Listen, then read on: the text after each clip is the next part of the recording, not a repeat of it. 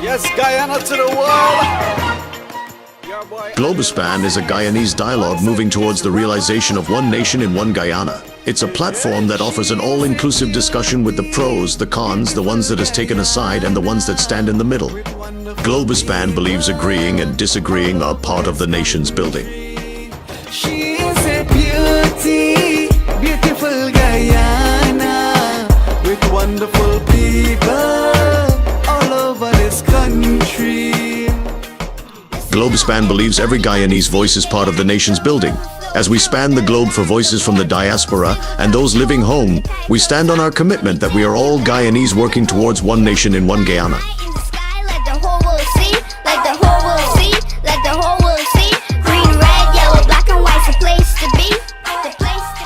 As the world turns on its axis bringing changes, we as Guyanese must adapt to those changes for a better Guyana for all.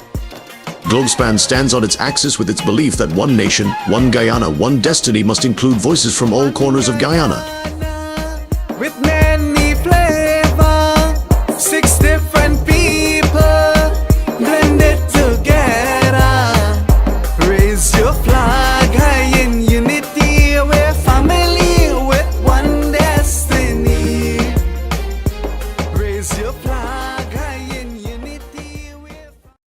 Good evening to all our listeners in Guyana, the Caribbean, and around the world. You're listening to Globuspan Television broadcasting to you live from New York.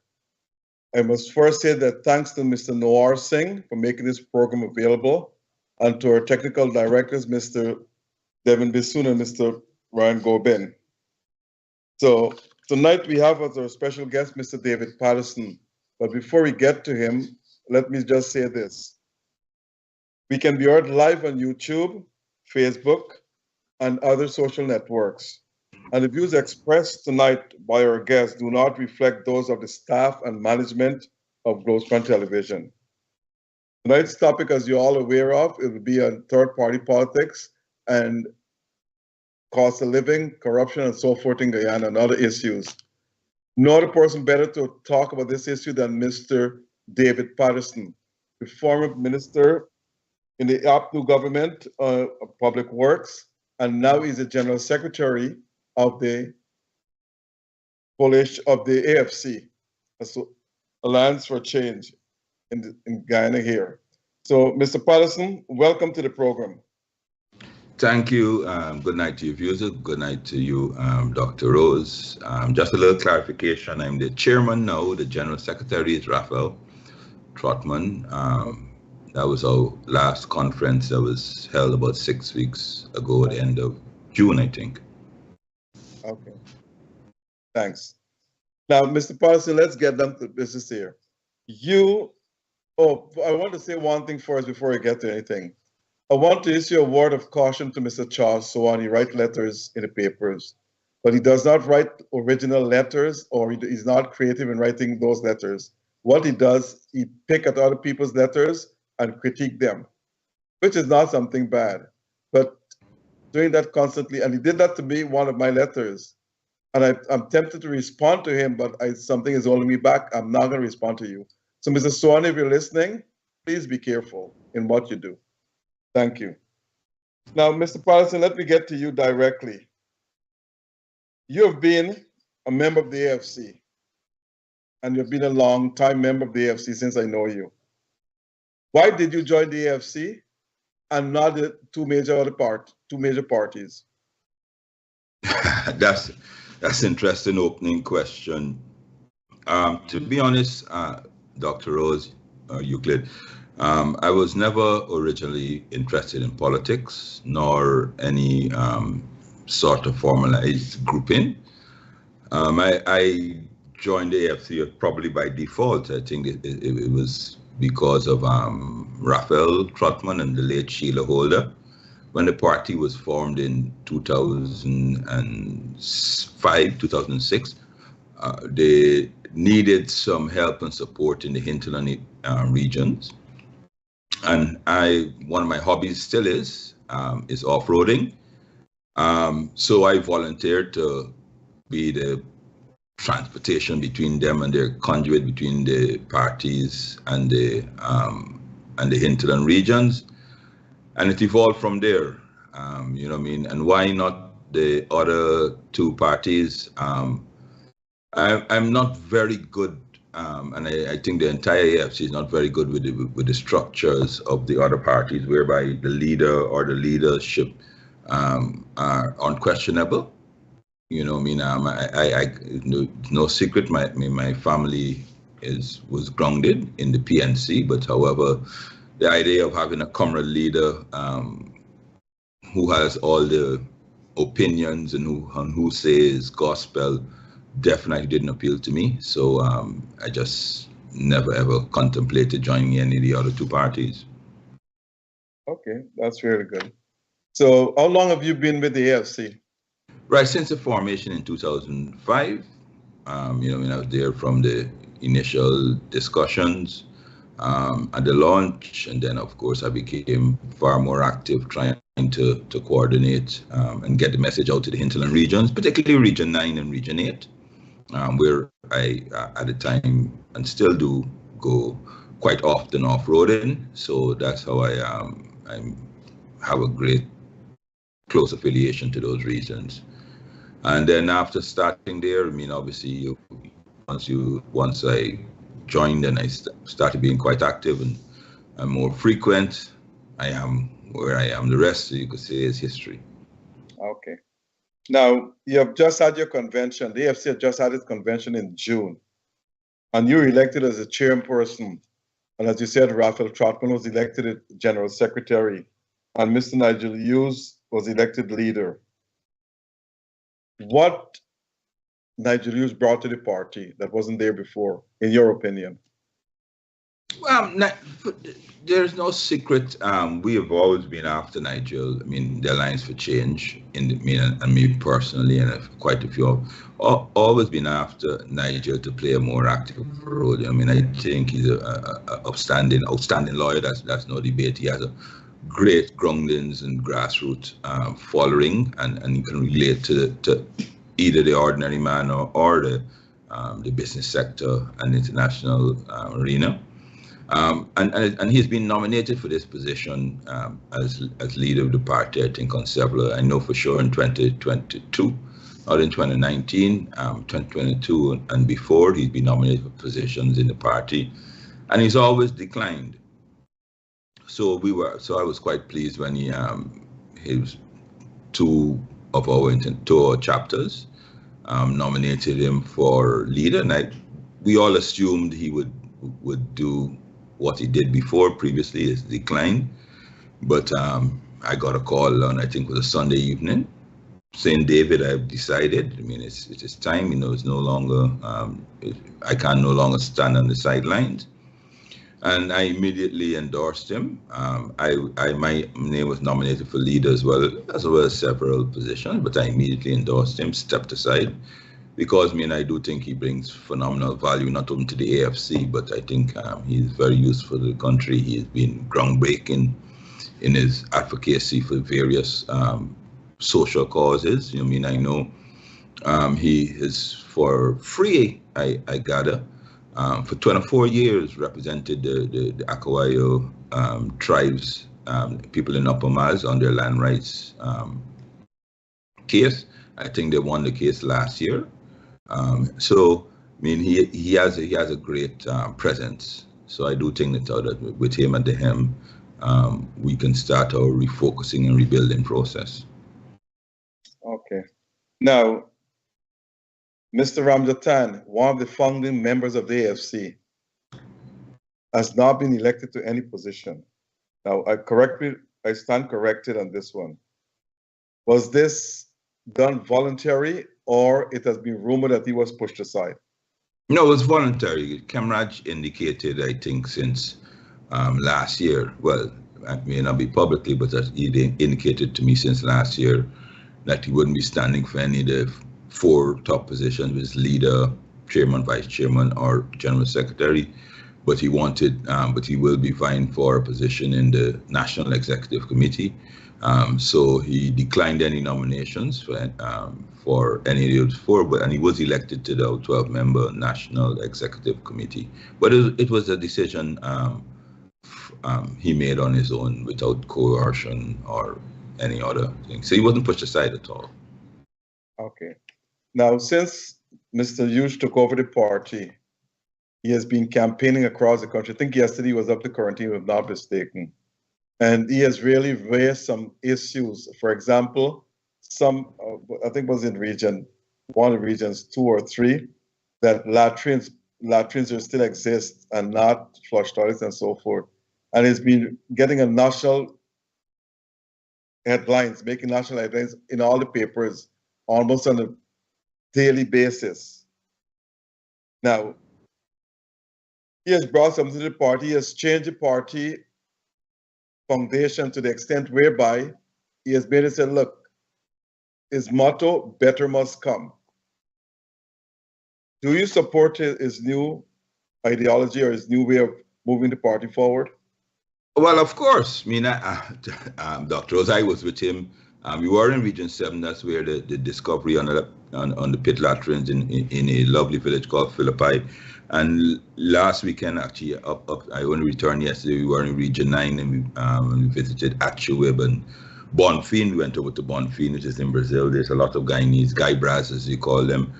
And so I do support his philosophy with what we're on, because after the elections, we sat down, all of us, Nigel, of course, being the leader, and we said, let's have an honest assessment of where we are as a party. Let's have an honest assessment of where the country is heading.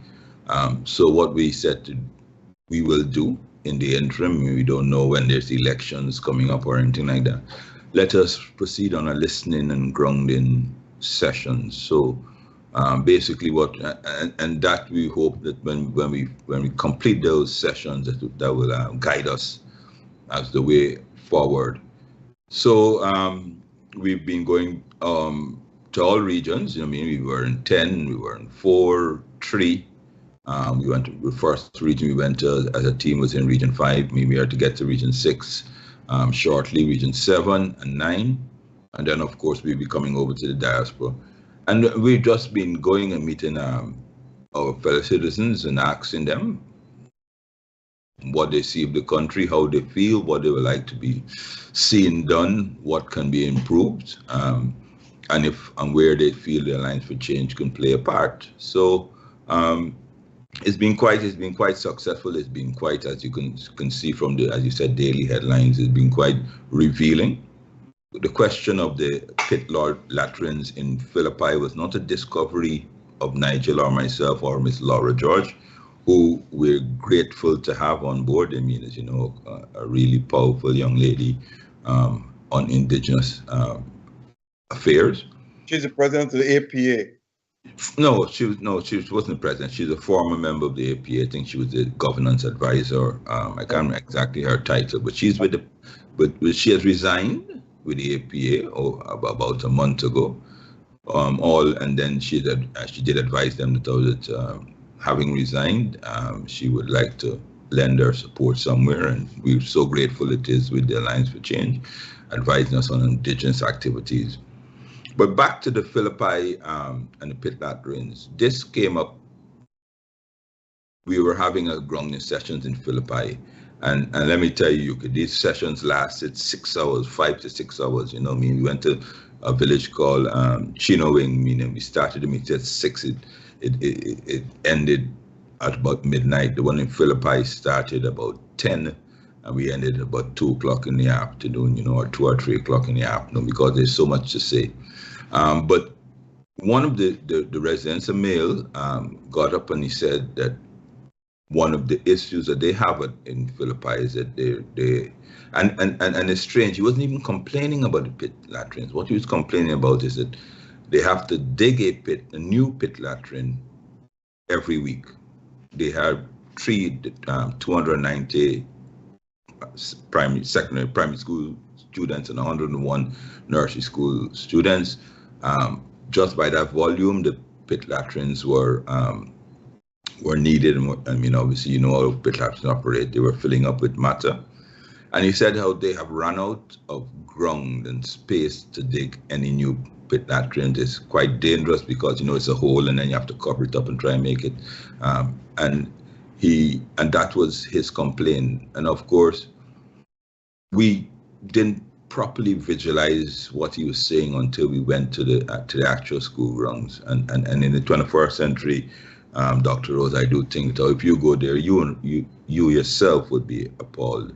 The pit latrines, I mean, even the nursery schools, children, you know, nursery school are under the age of 3 years, 9 months. They had to walk a distance to get the pit latrine. The conditions were horrendous. And so we undertook to raise it on behalf of the community, not only Philippi, but all the other communities in that are suffering the same fate. Obviously, we did. The response, you know, is what we have. We do hope that something good comes out of it. But that's one of the purposes of our listening and grounding sessions, to get feedback, not just to sit in the course and hear or decide what we think would be best for the communities. Well, it was exposed. I think all the papers carried it in the headlines, and I don't know. I think some action will be taken by the government, I'm sure about that. Now, since Mr. Hughes has taken over the leadership of the party, he has been campaigning actually from coast to coast. And on the ground, people are saying that the AFC has been back in politics and is doing well. And somehow they said they love Nigel and whatever it is and so forth. But my question to you is this.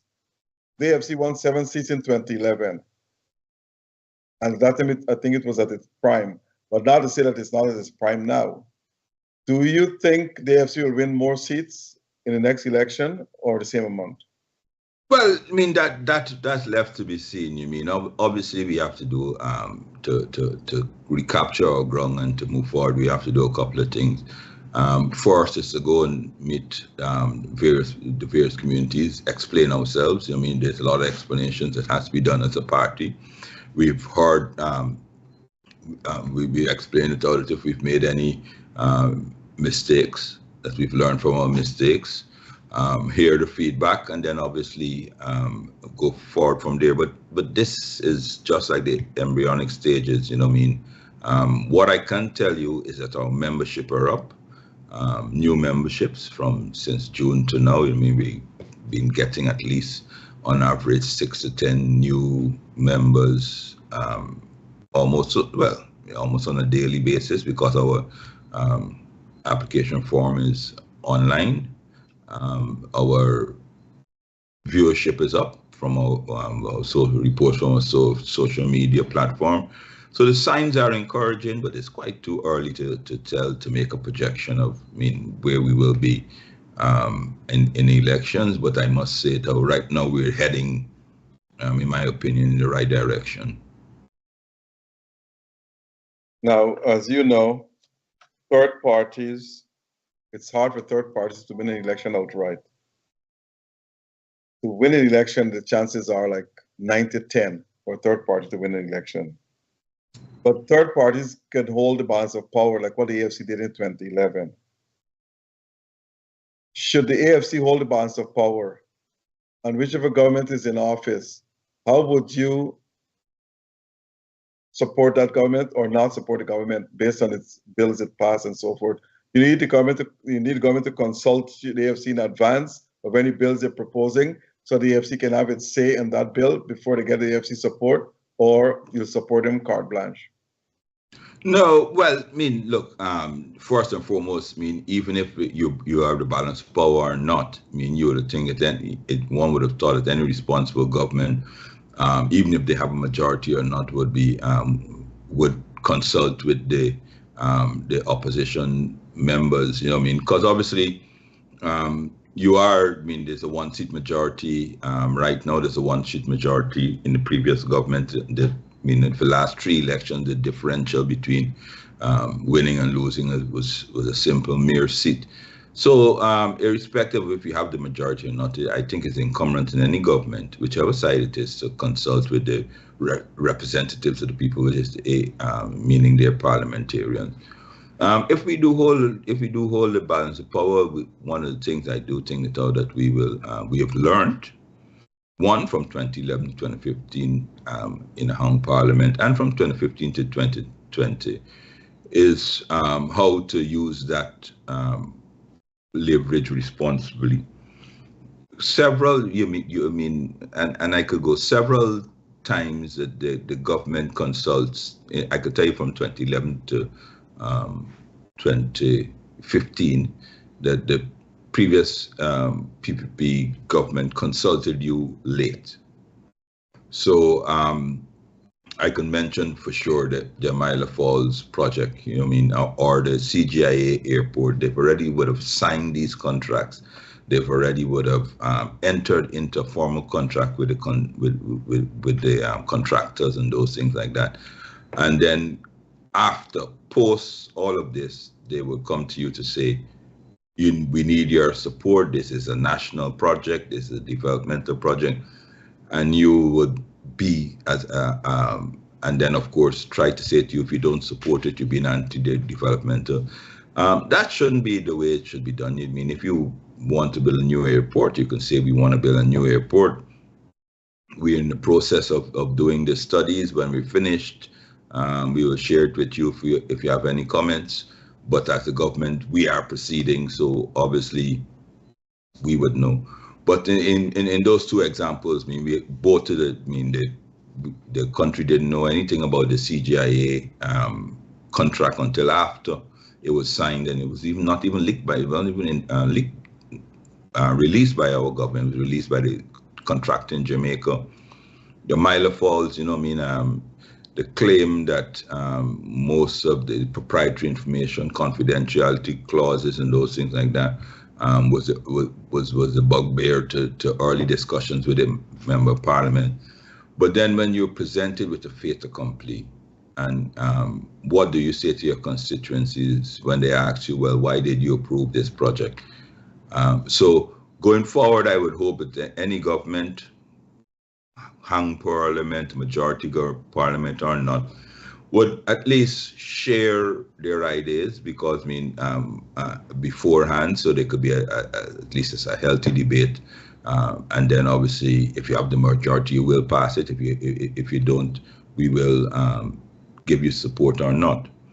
And I reference give you support or not to the Amaila Falls project. The government at the time, PPP, came to the parliament with 2 bills to move that project forward. One bill was to create an environmental offset. Obviously, you need a reservoir, so you have to flood a section of land. And the environmentalists said, well, if you're going to flood 100 square kilometers of land for this project, you have to reserve, make pristine, reserve pristine, equal amount somewhere else. We supported, as the Alliance for Change between 2011 and 2015, we supported that measure. Our partners at the time, we weren't in a partnership, APNU didn't, but that bill passed. And on the second bill was the question of the debt ceiling. And the government came to Parliament to raise the debt ceiling from about, I think it was about $10 billion Guyana dollars to 150 billion Guyana dollars. And that was to, of course, secure the loans and provide the guarantees for Site Global to continue. We said to them at the time, the Alliance for Change, that we would not be able to support you to carry it all the way to 150 billion, but it was at the time, I think, 10 billion. We will support you carrying it incrementally up as the studies completed and those things like that. So we supported and voted for it to go to 150 billion. So that way you see that, and even though we set out as soon as all the economics were completed, I think the IGB were doing the economic analysis at the time, and it proved favorable, we would of course support you to carry to 150 billion. Unfortunately, our IDB never completed their economic assessment of the project. They never approved the project because Site Global pulled out. But in fine, once we are part of the solution, it's a national development, I'm sure we will support any projects or any bills which would be beneficial to the country as a whole. Now, the AFC did not support Amaila Falls project. Today, we're having lots of blackouts constantly. So every time a Boris get on the weekend, the blackouts every day. Now, do you think the AFC made a mistake by not supporting it, given what you have said of the late consultancy and what have you and hidden clauses in the contract? But did you think the AFC by not supporting the Amaila Falls project was a mistake? Absolutely not. Absolutely not. You know, time reveals all, and I've always said it. If you ever watch any of my debates in Parliament, I've always challenged the government to bring a debate in Parliament on Amaila Falls. Facts, Dr. Rose. The IDB never ever supported the Amaila Falls project. Actually, the IDB board they have a rating system from 1 to 7, 7 being the worst possible project on economic risk. The Amaila Falls project, and this is all information you received when you got into government. The IDB rated the Amaila Falls project as a project, not the hydro project, as how the project was conceptualized, as a 6. And the IDB board said that in the history of the IDB, which is since the 1940s, I think, they have never supported a project with that low a credit rating and an economic venture. And this is always what our point was. We're never against, nor we are against a hydro project, nor specifically a Amaila hydro project. However, the financial and technical modeling of how they did the project is what caused the problem. So, obviously, and we would have, and that was our point all the while, because during that period of time, the IDB kept signaling to us that they don't, and to the government as well, but of course, the government was not as candid as we are, that the modeling of it has great financial and technical risk. Of course, when we got into office, we were able to get access to the previously confidential documentation, including the report to the IDB board of directors, which clearly states what I'm saying now. So we were not against a hydro. I think under the 2015-2020, we moved more the renewable energy dial in this country much further than any other administration. But the mere fact that how it was structured was not optimum. So we have no objections at all in not doing that, because I do think we did the country a favor. The IDB certainly said we did a favor. At the very first meeting, former President Granger he went to the UN in September 2015. I think the heads of government, you call it, I don't know, that big UN forum, and he had a meeting with the IDB board chairman, board and so forth.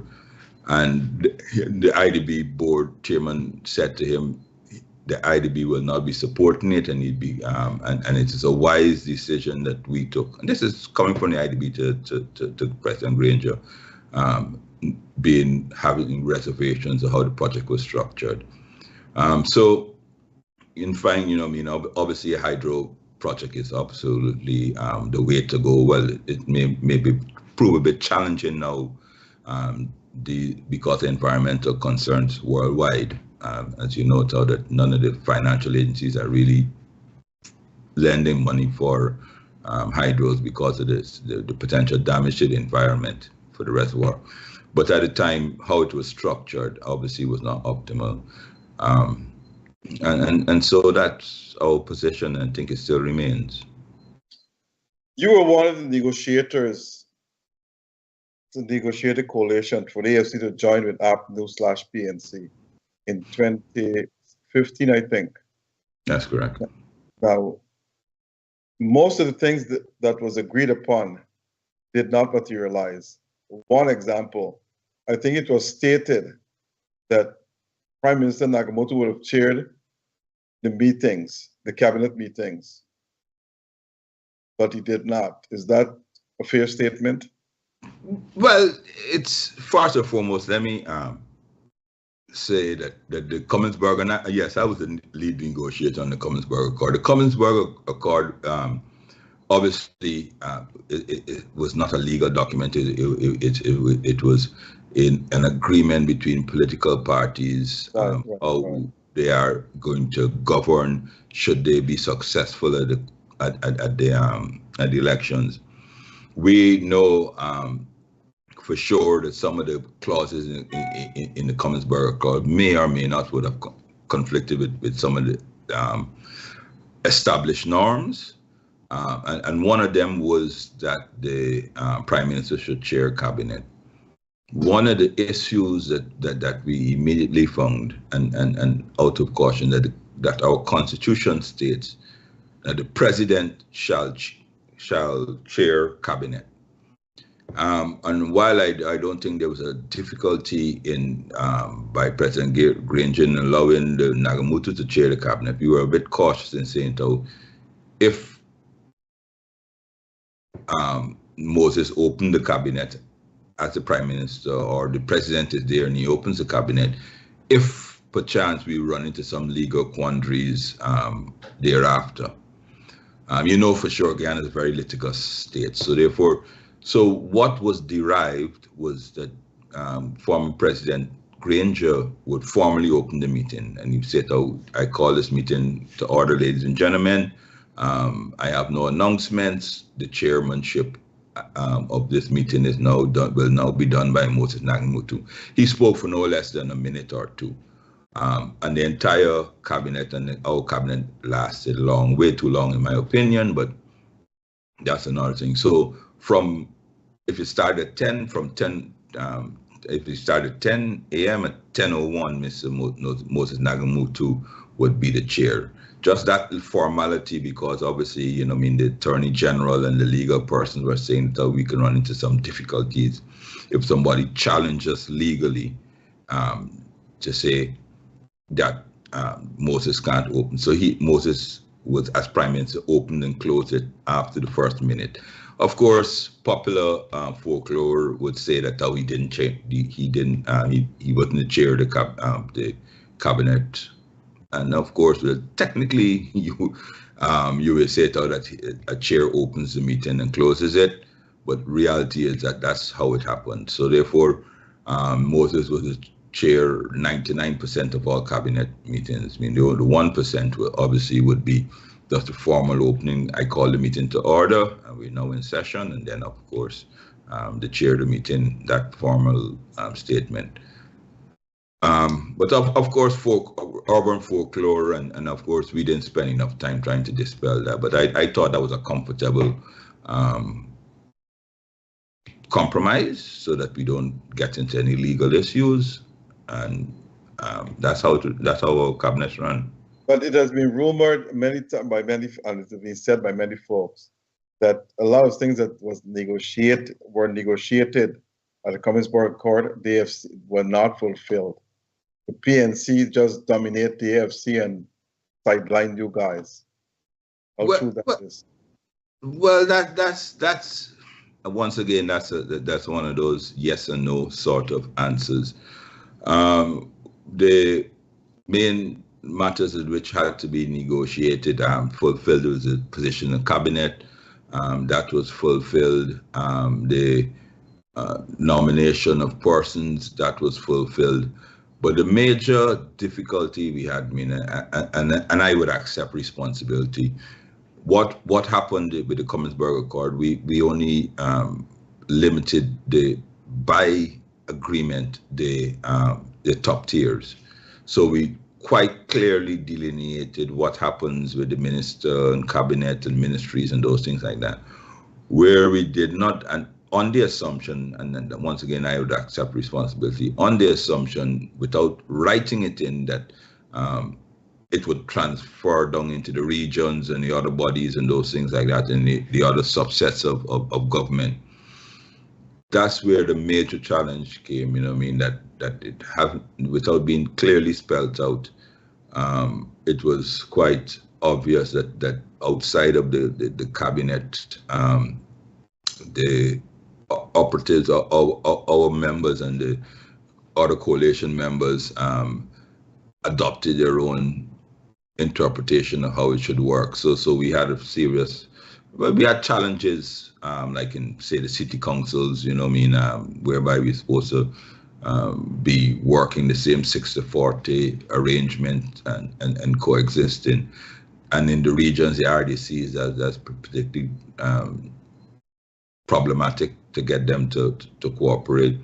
So that is the major problem. But when it came, and obviously, and that translated down to, and that started, I think, the disquiet between the two sides, because it was an uphill battle to get everybody in the, say, the RDCs or the municipalities to adhere to the spirit of the agreement, and that's where obviously most of the tensions started and exacerbated going onwards. Did you support the coalition joining the AFC in 2015? Did you support the AFC joining the coalition in 2015? Well, that's one of those questions, I mean, but I could answer it like this. I mean, I was the general secretary and the party took a vote, and obviously it's incumbent on the general secretary to and like it's also to follow what the party agrees. If I don't agree with what the party did, obviously the option I had was to resign. So I didn't resign. So in fine, I would have to say, I mean, it has to be said that I did support the joining of the coalition. Okay. Now, the PNC or APT is now negotiating with, well, the PNC with other parties. Mr. North is negotiating with other parties to bring them back into the coalition, what is called APNU. But the AFC says not so fast. Do you think the AFC will join the coalition? And would you support the AFC joining the coalition for next year's elections? Well, you start up absolutely correctly. Not so fast. I mean, let's be honest. We are on a listening and grounding session. Whatever we do has to be, and I'm sure you are great support of this. Has to be scientifically based, based on some facts rather than our impressions. So at the moment we are the AFC, a standalone party, going and meet the various communities, and then obviously if a time ever arrives, I can't say, I don't anticipate that happening anytime soon, that we have to sit and talk as a party. We will sit and talk internally and then obviously externally. But the Alliance for Change, just by our name and nature, is open to alliances. I mean, obviously, there's several other parties, several other players, several other interested persons other than just the APNU or just the PNC. And I'm sure at some point in time we probably get around to speaking to those other persons. We won't limit ourselves just to speaking to the PNC if we do want to consider something broader umbrella than the AFC alone. Like all governments, APNU plus AFC implemented some good policies, but also some bad ones. And one of those bad ones was the closing of the 4 sugar estates at the same time without providing alternative employment to the 7,000+ laid off workers. Did you wholeheartedly support that policy? Well, let me start off by saying this, Doc. I mean, the actual number of workers laid off was only 5,800 and something. It's one of those urban myths that I say that has taken hold. Alternative facts with the number 7,000. I mean, I think the opposition, the PPP, started just that number. Nice, sounds nice, but it's under 7,000. But irrespective of that, it was a blow to the sugar industry. And I know myself, and this is no secret, myself and Kemrat Ramjatan in particular were adamant and that we should find alternatives with the closure of the estates. We, as the Minister of Public Infrastructure at the time, I said I was very, very supportive of trying to open up the lands and give the lands to the sugar workers, so that they could use it for themselves, not just severance, so that they could use it for themselves. But I would admit that the closing of 4 estates, well, Wales was closed first, and then the 3 others were closed after. Was not done optimally. I said that before, even before 2020, and I wholeheartedly say that again. It was, but sugar at the time we were as a government we were spending $1 billion a month, just keeping the sugar industry afloat.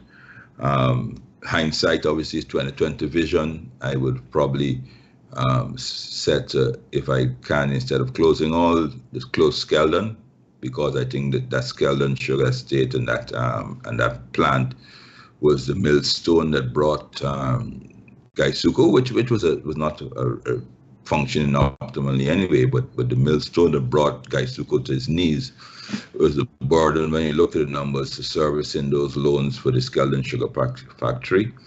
I would have probably said what would be better is if we had severed Skeldon as a country.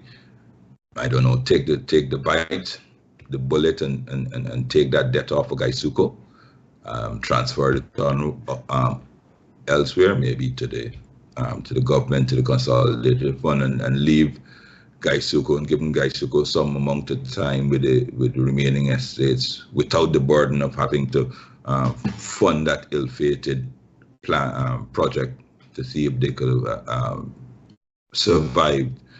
That was discussed in cabinet, but the problem was that you could sever the project. That project never worked. The sugar plant, but the lands were the lands on the sugar cultivation was the issue.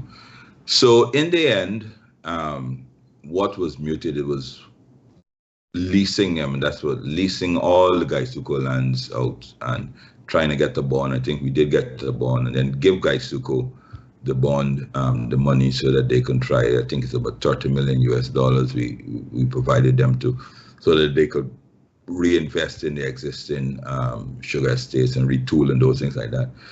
And they started. But unfortunately, not even that was successful.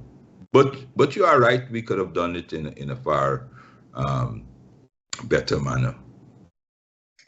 Now, I know what goes on in cabinet in most cases, not policies discussed and so forth. But tell us, how long was the cabinet meeting lasted under APNU? How many hours? 6, maybe more, and. Hands up, I thought it was way too long. I'm not a great lover of meetings that go more than 90 minutes. I think that's the extent of someone's concentration. I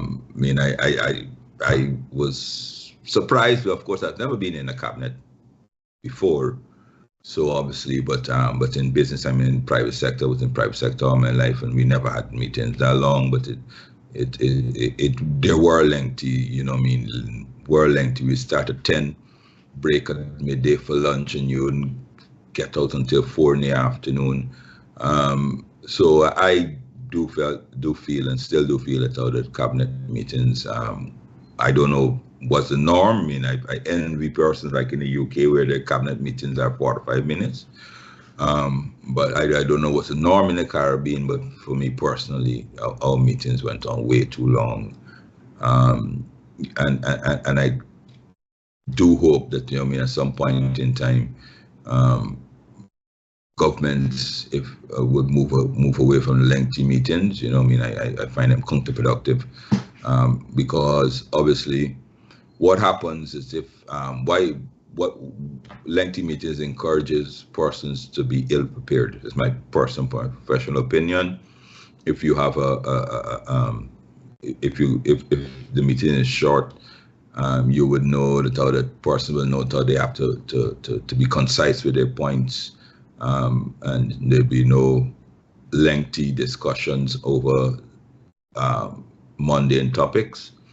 But our cabinets, in my opinion, 6 hours, I think that was way too long. But that's long indeed. But governments, if calling one of the ministries today, whatever it is, they're always at meetings all day. And I don't know what meetings produce. There are a couple of books written about meetings with losing production because people who kept at meetings, they could have been elsewhere producing something else. But that's what happened. Anyway, government will be government. And let me ask you another question with meetings for our listeners. For policy to be implemented, a vote is not really taken at cabinet, or it just go like that and it's being implemented? Well, there will be discussions. There will be robust pros and cons. There's never actually a vote. I mean, by the weight of your arguments, you would be able to see if the position was there. But ultimately, in the end, how our constitution is, a president would have the last say, and how things went. The last say was the president, and most likely his opinions, his decision would hold sway. If we disagreed, if he sensed that you know what I mean, and this happened quite often with the AFC ministers. If we were not satisfied with the final decision, we would ask for it to be revisited with at some point in time if we have additional new information. But that's how there's never was a particular vote on any particular issue. In Guyana, as we speak, there's a never-ending project being taken place right now, and that's at the Chedi-Jagan International Airport. If I'm not mistaken, and again, I stand corrected, that project started in 2010. APNU came into office in 2015, 5 years after. I think the PPP wanted to build a brand new airport. I think under your ministry, you changed that, or the cabinet, the Green administration changed that to renovate the airport. You were there for 5 years and revision not finished. The PP is back in office 4 years now, and still the airport is not finished. So, Patterson, what's going on there? Well, that's a good interest, and you're right. So the project was, as I said, the contract was signed in 2010, 2011. That's one I mentioned earlier. It was signed between the government of Guyana and a firm from China Harbor. No one knew about it. It was signed in 2011. It was signed about 2 weeks before the 2011 January elections. And no one knew about the contract until maybe March of 2012. When I got into the ministry, the contract was for $150 million US. When I got into the ministry, the previous administration, the PP at the time, had already expended about $60 or $70 million, and the progress on the ground was only 7%. While in opposition, we had expressed our dissatisfaction in the project because there was no feasibility study, there was no study backing up the need, nor the final outcome. There's no of the airport.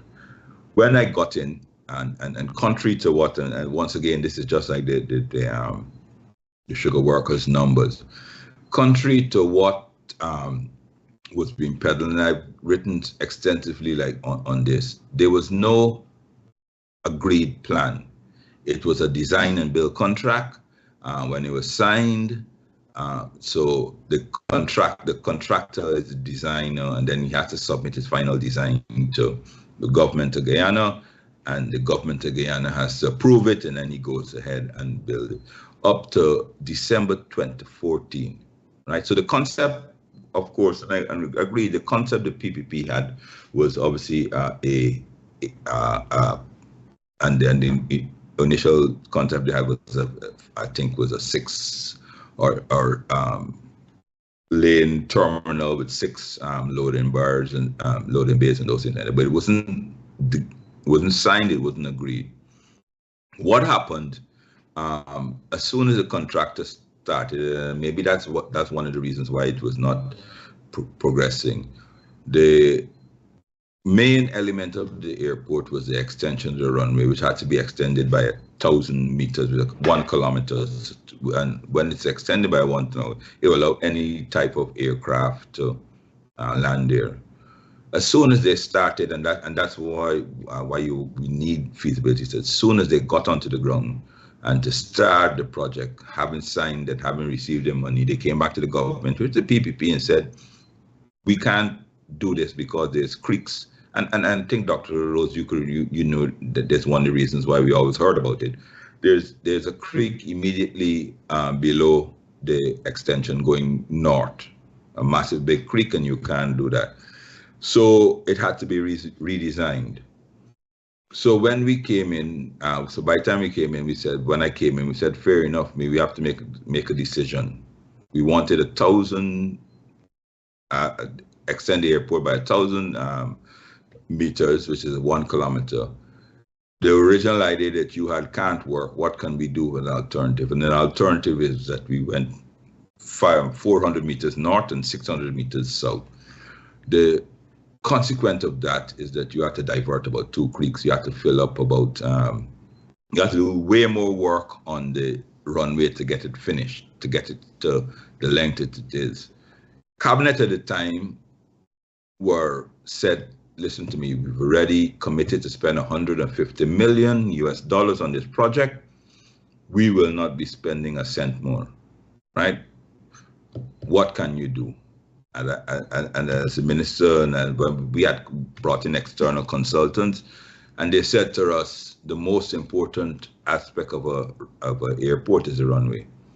They said every single airport, JFK, Miami, and those things, at Heathrow, once the runway is there and it's 100% okay, they renovate their buildings as much as possible, the expansion and those things. And what you don't do, what you try not to do is touch your runways, because of course that disturbs your flight. So we took the decision to extend the runway even longer than the original length to ICAO standard. So the runway was completed in the second longest runway in the Caribbean, behind Suriname. Can land any type of commercial code vehicles, even the Dreamliner and those things like that. But to do that, because of the poor preparation and the lack of planning and the lack of design by the PPP, it ate up a lot of the $150 million. What was remaining, we said, here's what we were going to do. We will build a brand new arrival section, which is where the persons will come in and they will see us, and which we did. And we will renovate the departures section. And that's what we eventually did. So you had to do a bit of value engineering. But what I'm pleased to say is that we have right now the most modern, second longest runway with the most modern landing instrumentation, because we had to do all that as well. Under the PPP's plan, they were going to reuse the old ILS and the old equipment and those things. The ILS are those instrumentation that guides the plane down to a certain level before the pilot to land. We bought brand new equipment for the runway per se. So whatever was left, that is what we used to finish it. With the understanding exactly what the PPP are trying to do now is that as long as you have a perfectly good runway, you can renovate at any time and how often you want your terminal buildings without disturbing flights. It'd be inconvenient to passengers, obviously, but the planes can land, the planes can deplane, and you can continue services. Imagine if we had said, oh, we want a brand new terminal building and spend all the money on a brand new terminal building, but you still have the same length of airstrip. That's sort of short-sighted. urban myths and alternative facts is that the PPP keeps peddling. Oh, you have and they're right that we renovated the terminal, but what we did is build the second longest runway in the Caribbean, with the most modern instrumentation, which means that it can land a plane. It guides a plane down all the way down to 500 feet or less, and automatically. So you switch off your autopilot at about 500 feet before you land. That's there. We left that. We have a new departure arrival terminal, and what was renovated, the only renovated section was the old departure section. So I do feel that for having been restricted with $150 million budget by the cabinet, I do think the end product was quite okay and acceptable. Okay, now APNUFC has been in government for 5 years, and during that 5 years, the figures are showing that you all have distributed less than 8,000 house slots to people in 5 years. The PPC government came in, and it's 4 years. It has distributed over 25,000 house slots. Why such a huge discrepancy? Why APNU did not try to? I know you were not a Minister of Housing, but you were part of the cabinet. Did you see something was lagging there, only giving out 8,000 house slots or less? Well, Dr. Rose, one of the two, and you're correct. The PPP has distributed a far larger number of house lots, but you also have to acknowledge that the PPP has a 4 times the amount of money available to them for house lots distribution and land development. One of the challenges I know that the Minister of Housing at the time faced was finance. The idea between, obviously the money available for the ministers to open up land, put in the infrastructure and those things like that, if I can recall, was the pool for them was about $8 billion. That's all they have. So and then of course what we said that we wanted to do is open up and build the infrastructure and distribute that. The budget for the central housing and planning now is about like 5 times that. It's almost $60 billion a year. So it is comparative. I mean, if you do the maths, it costs about $500,000 to $1 million worth of infrastructure work, water, lights, roads per house lot. If you want to do the comparative analysis, if you divide the 8,000 by with the money available, we're on par. But if we have more money, we would have done more. So yes, you're correct that the PP has done way more house lots than us, but with the monies available, obviously that was a constraint that we faced. And I mean, I wasn't a minister there, but I can tell you that's one of the constraints, because at the time when I was there, I could recall the figure of $500,000 per house lot. That's what the subsidy was for the government per house lot. So it was restricted to the amount you could have distributed was restricted to the budgetary allowance to the Ministry, the Central Housing and Planning per annum. Okay, let me ask you a rudimentary question here. On an ABCD and F scale, how would you rate President Granger as a president of this country? Now you're putting me on. That's an interesting question. You mean when it comes to, and I'll be very frank and candid here. When it comes to things such as the rule of law, the security, the national integrity, the international standings, and those things like that, he would get high marks from myself. But when it comes, and I get this is a personal opinion, when it came to developmental issues, particularly in infrastructure, I found him very conservative, in the sense that, the budgetary wise, expenditure wise, he wanted to cross it. Which probably is prudent, I'd say, very, very prudent. So in dealing, during his tenure, everything which was done, crime was done, and everybody could admit it's not a debatable issue. National pride went up.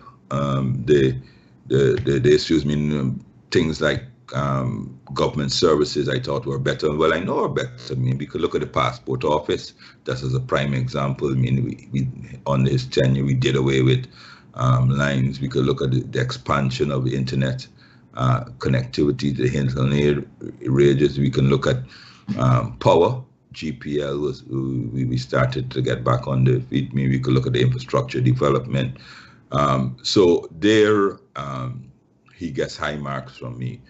The question of leadership, but no, it's not really leadership. He's very, very, very prudent in his in losing, in allowing, in project selections and those things like that. He wanted to dot all the I, which is right, and so I think, in my personal opinion, we could have done quite a bit more on the his stewardship with borrowing. I think we could have, we as a government, we didn't borrow a lot. We didn't raid the contingency funds. In our entire 5 years, I think we only went to the supplementaries about 6 times. So he's very, very strict on him and what rating would you give to him? Yeah. A, So B, C, D, F. Well, it's 2 parts. It's 2 parts. He will probably get a or a B in the first part, and then a C on the remainder. Okay. Now, you have seen what President Ali has been doing.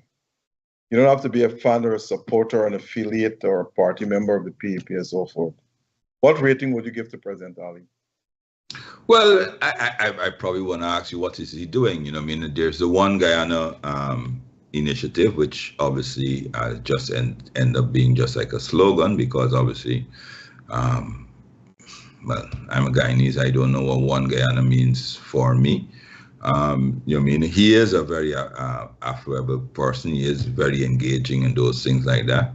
But on the flip side, I don't know if you're rating him or you're rating his government. He would get very good high ratings on his personality and his interactions with the man in the street and those things like that. But as a government, heading a government, the cost of living is spiraling out of control. Even though they would like to deny it. You visited Guyana recently, so you know that this is not a political statement.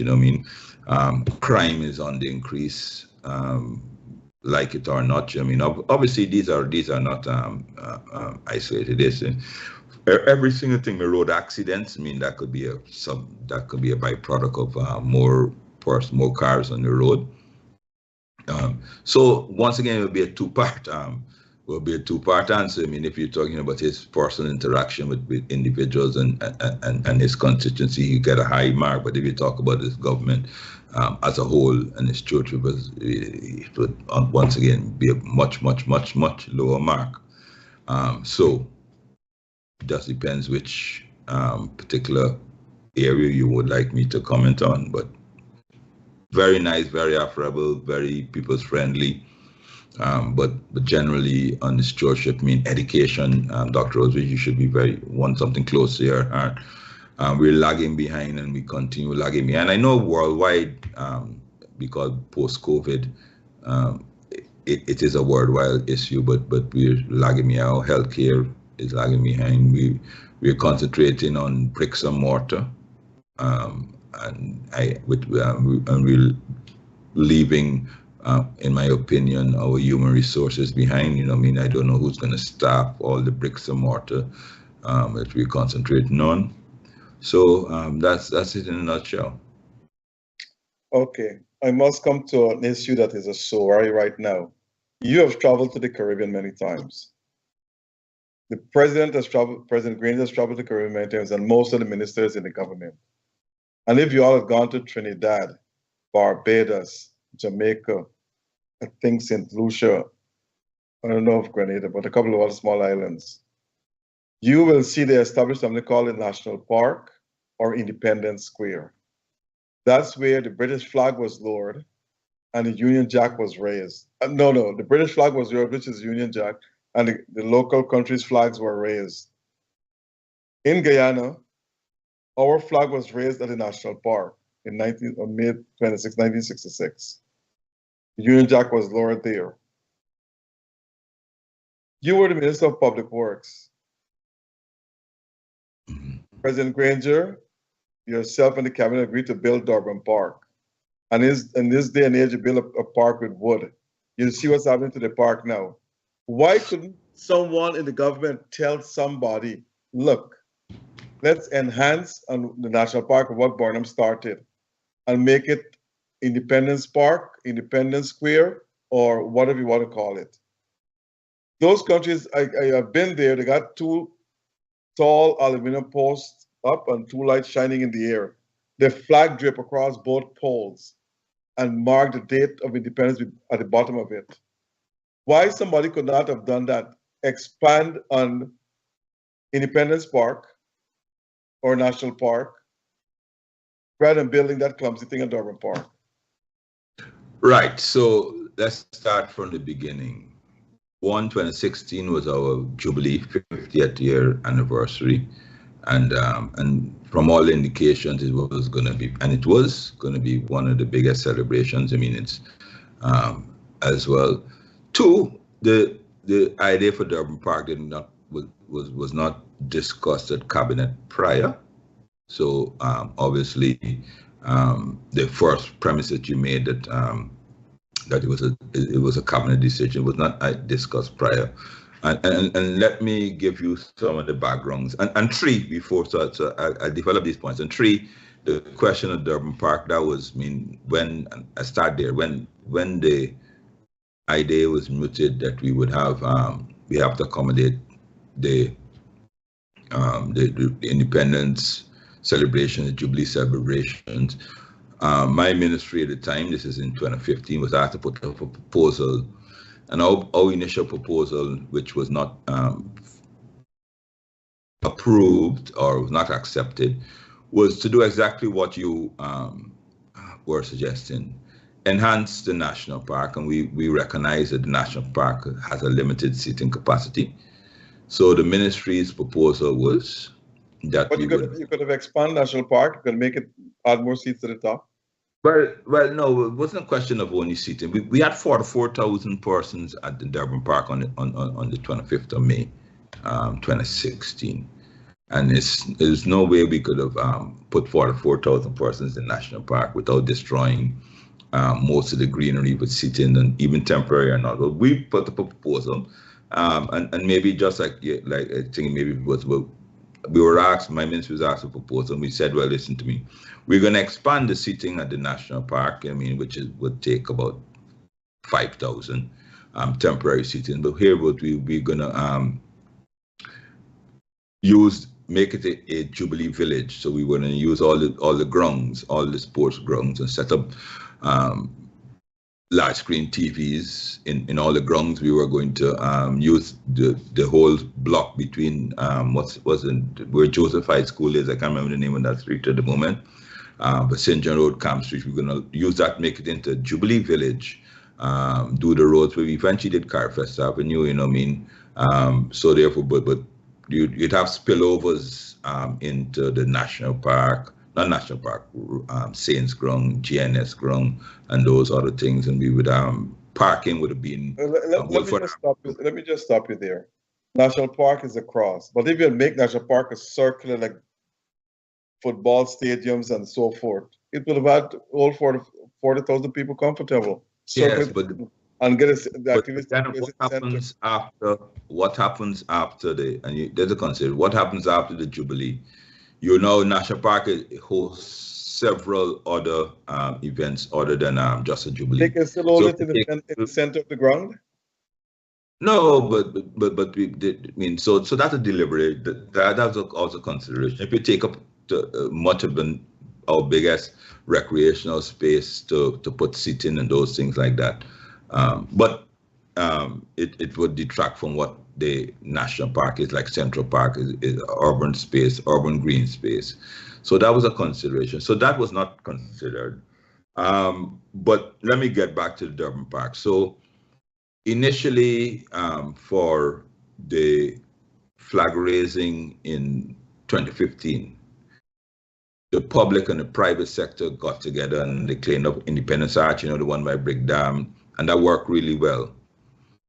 So the persons who were responsible for the Durban Park project made a proposal to the then President Granger, which he accepted. That's why it never came to cabinet, that this can be done through a public-private partnership whereby they would solicit funds and donations from the general public, and then that would go towards the rebuilding national park. Added to that, there was a fund from the government of China, which there still exists. There's a cooperation treaty between government of China and Guyana, whereby they make monies available to them. That's how the conference center was built. The convention center in Lausanne built out to that fund. And the idea was, well, listen to me, that we will build another urban space. Those are the persons behind that.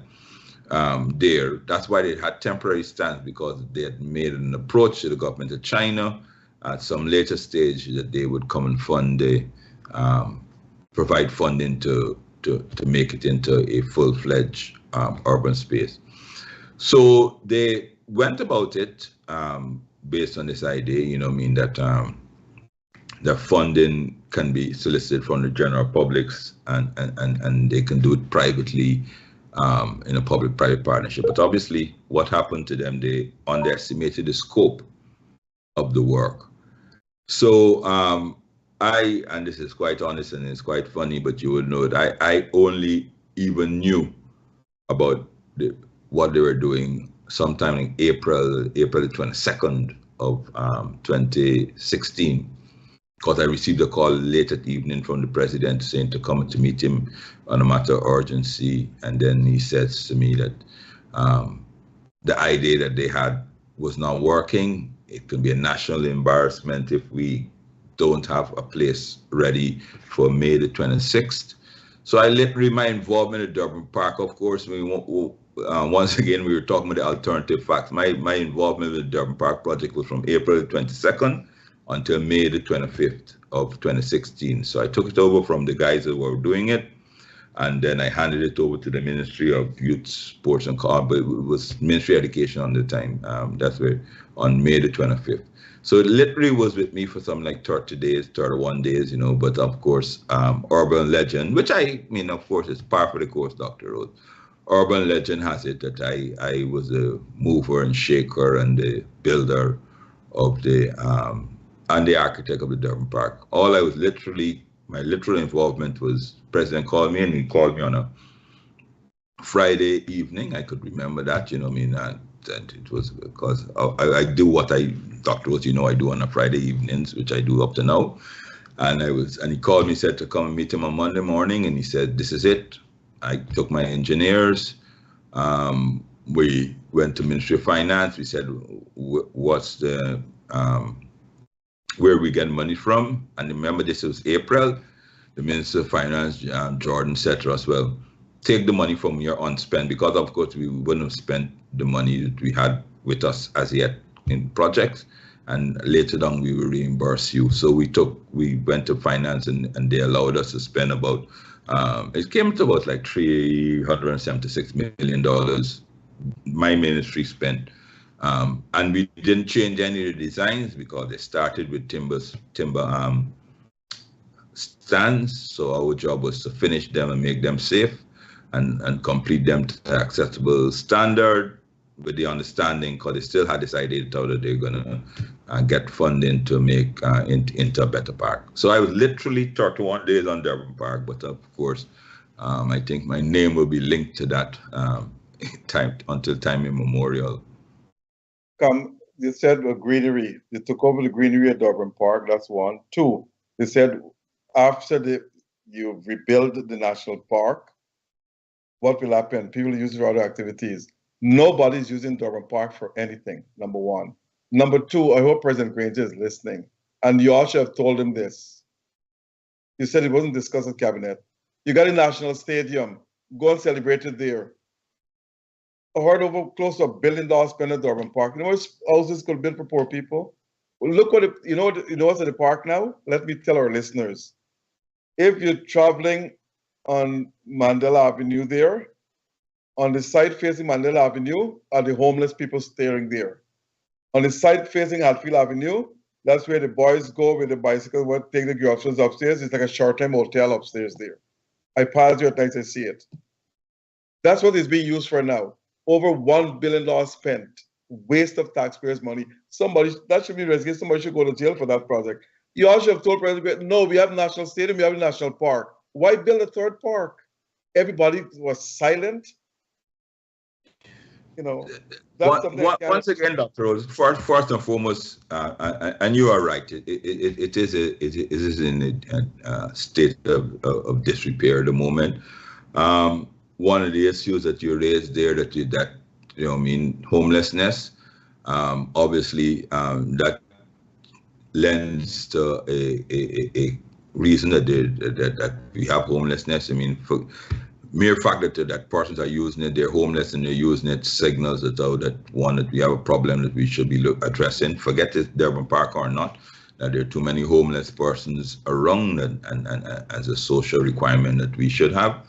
And secondly, President Granger did make a statement, because the cabinet did ask him to make a statement saying exactly what I've just told you, and he did make a statement. He did accept full responsibility for the Durban Park and how it was envisaged and those things like that. But obviously, and we did express our disquiet, because obviously we saw, like everyone else, we saw the work going on, and we said it's a public-private. We thought it was all covered. Nobody stopped to ask. And you're right, nobody stopped to ask, is it all covered? Do bring a report, because it was not a government, did not start off as a government of Guyana project. It started off as a private, there was a company. You have to recall, Dr. Rose, there was a company, I think HG, I can't remember the name, Homestead Development, Inc., which had a board of directors. So we said, fair enough, it's a public-private partnership, and it's will be working. We assume it will be working. You know what I mean? Cabinet didn't ask for an update, because obviously it's a private company. But President Granger did publicly get up and say that he takes full responsibility for but spending all that money, Mr. Patterson. And the thing is, I would have advised him, Mr. Granger, look, cancel that plan. Make Durban Park into track and field. But is there well, you see that complex? Put a pavilion there, put a basketball thing there, put a tennis court there, put a lawn tennis court and everything else. Multi-sports complex. Let people go there and sit and watch their kids play. You know, but yeah. So you're absolutely right, but hindsight is 20/20, as I told you. First time. And I'm telling people now, tear the structure down because it's all right. I'm telling the people to tear it down. Right, but the first time I used to make the bridges and so forth. So the first time I stepped onto the Durban Park development would have been the 22nd of April 2016. No, I'm not blaming you. Don't get me wrong. No. I'm just telling you. So, and I'm speaking now on behalf of myself, my fellow cabinet colleagues. The first time I stepped on it, then after it was handed over to the Ministry of Education, which had they were tasked with following up with the Chinese government to get the fundings to finish it with the full green, because it was a nice architectural impression of what happened. But that process took, and so therefore I think they were following up, and that process took forever. It never was completed, and obviously the rest is history. But So now you're telling me that's fact. that the park was never discussed at cabinet, and taxpayers' money were being spent to build that clumsy thing there. Anyway, let me move on. Just a correction. Just a correction. The taxpayers' money were not being spent at the time this public-private partnership. Taxpayers' money were spent after. So therefore, my ministry went into it. I went to cabinet, went to finance, and they said, oh, you can spend it $300 million on it. What the big issue was happening is after the president came back and said, and the teams that were, the persons that were involved with previously to April 22nd, came back to cabinet and through His Excellency to say, we have incurred debts.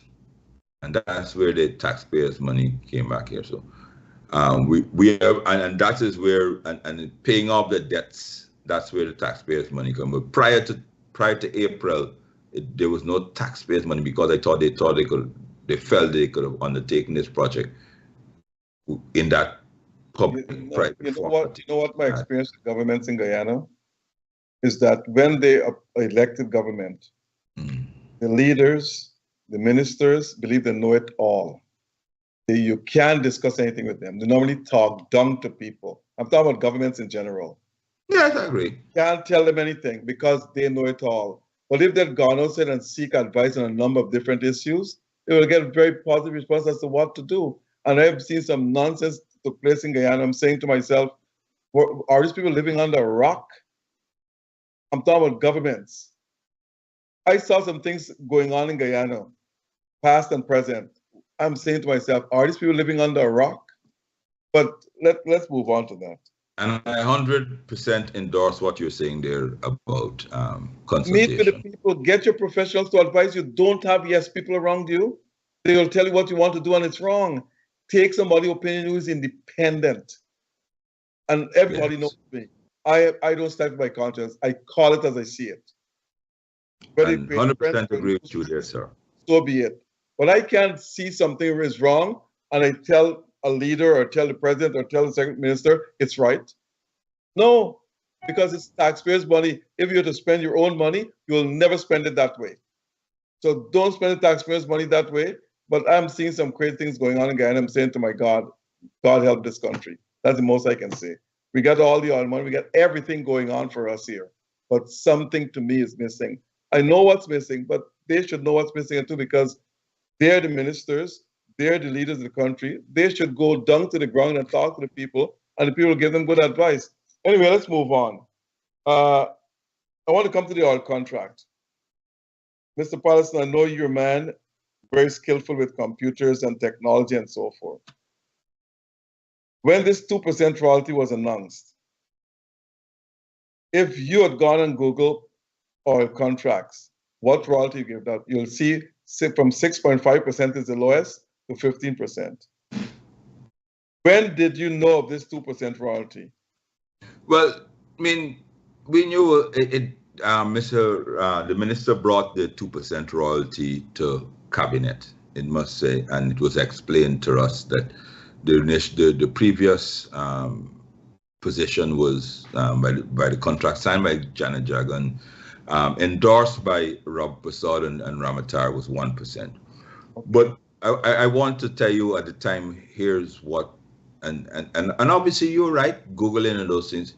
Here is what was the one of the concerns that we had, and it's now people don't understand or people don't agree with us, and fair be it, whatever happens, we have to take responsibility, and I do take because of cabinet and collective responsibility. On the 25th of May 2015, Venezuela issued a decree taking over the entire Essequibo, right? And started saber rattling all again. And the Ministry of Foreign Affairs particularly has said, listen to me, one of the best, because we as a country can't stand up militarily to Venezuela. one of the best and safest ways is to internationalize and bring on international persons on the backdrop onto our aid. And one of the considerations, of course, at the time was to give Exxon the permission to operate.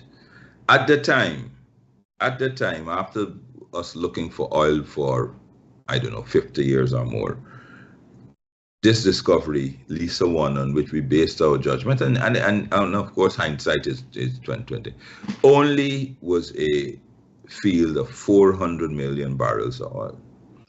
So as a cabinet, we were on, these are two things we had set out. We discovered 400 million barrels of oil. We have Venezuela knocking at us, so therefore let us think. Obviously, and then of course the minister brought what we considered was an enhancement on what was agreed, the 1999 contract, and then the 2013 draft, which Donna Ramatar and what's his name, Robert Prasad, had agreed. So we looked at, so the minister at the time looked at these two and said, let's enhance it, and that's what he did. Obviously, you are saying and you are correct that the royalties should have been much higher, but they were not. But we were looking at it just in that running out of time. But when Ramatar or whoever signed that contract, oil was not discovered. And if Rafael Trotman was the Minister of Natural Resources and he brought something like that to me, I'll tell him, get lost. Well, you see, go and do your homework and to see what royalties for oil companies are. If they signed at 1%, oil was not discovered. Oil was discovered when it was signed at 2%. That's correct. That's correct. But that is correct. But we also had the backdrop of us trying to secure our sovereignty as well. You know what I mean? I don't think we could bury our heads in the sand. We can bury our heads. That's not your consideration. In my opinion. Well, we would disagree, Dr. Rose, but we could bury our heads in the sand how severe how tenuous the situation was in 2015 to 2016. It just like it was last year when that resulted in the Argyle agreement. So these are some of the markers in the sand that governments have to live with. Obviously, we had to live with that oil deal. But I want to say this. I want to say this, right? That it should not be written in stone in the sense that, okay, fair enough. I'm agreeing with you that it could have been done better. There is clause 34B, I do think in it, that all the government has to do is a signal to Exxon that we would like to open back renegotiations. But both parties have to agree to renegotiate it. But by not even saying to them, how can you even start the discussion?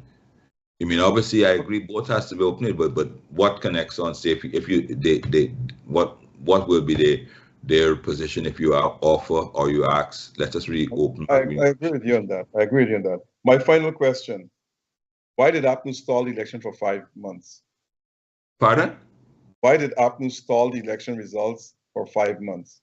Well, that is because first and foremost, I mean, when the results came out, I mean, obviously that was way above my pay grade at the time. When the results came out, I was told, most persons were told that they were discovered irregularities, and they were advised to go to a recount. Of course, I mean, there are two sides of coins to that. I mean, if a recount is legal or not.